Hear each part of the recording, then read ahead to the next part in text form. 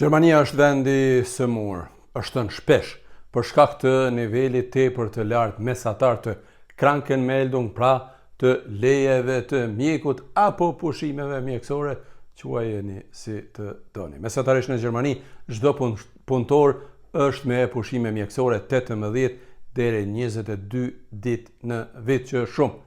Këto janë të dhënat e siguracioneve, ndërsa kancelari Merz thotë se kjo është tepër dhe nuk shkon, ndaj duhet të ndryshoj, sepse ka dyshime të mëdha edhe për keqpërdorime të shumta me pushimet mjekësore. Sidoqoftë, krerët e partive në pushtet, CDU, CSU dhe SPD kanë rënë dakord këto ditë për reforma të shumta, e një prej tyre është që të ndryshoj edhe sistemi i marrjes së lejes së mjekut, pra Krankmeldung.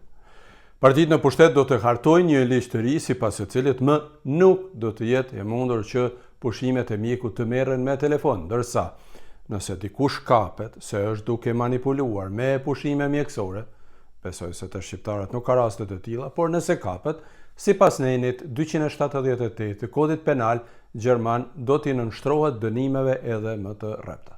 Kështu thuhet në programin e partive në pushtet të miratuar këto ditë.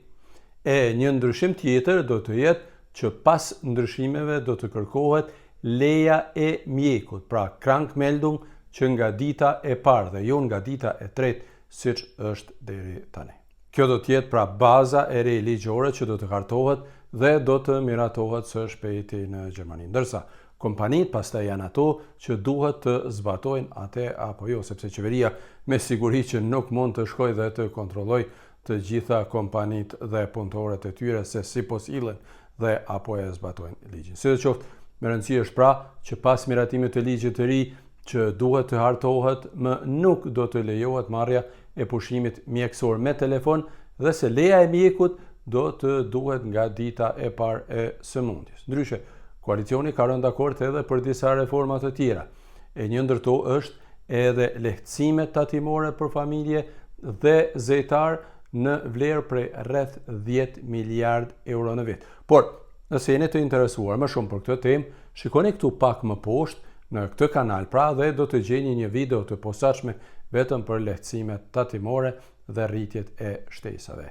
E në ditët në vijim unë do t'ju njoftoj edhe me pjesët e tjera të rëndësishme të reformës për të cilat kanë rënë dakord partitë në pushtet. Ndaj, mos harroni të abonoheni në kanalet e mia dhe të shpërndani këtë video, sepse më duket që është interesant, në veçanti për ata që eventualisht kanë probleme me shëndetin, ndërsa unë ju uroj shëndet të mirë dhe kohë të mira natyrisht kudo që jeni. Faleminderit dhe mirëpafshim.